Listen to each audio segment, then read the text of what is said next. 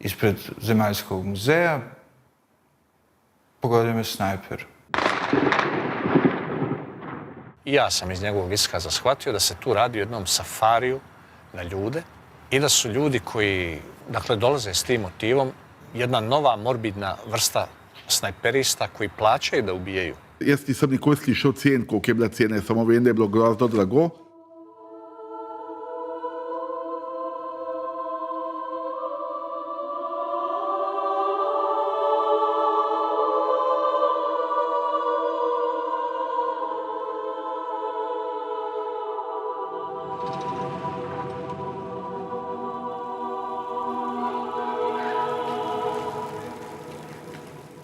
Jaz sem videl enih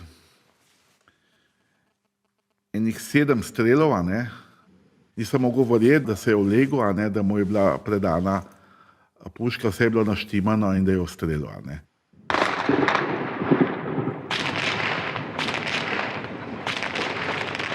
Svaki put kada je sanjam je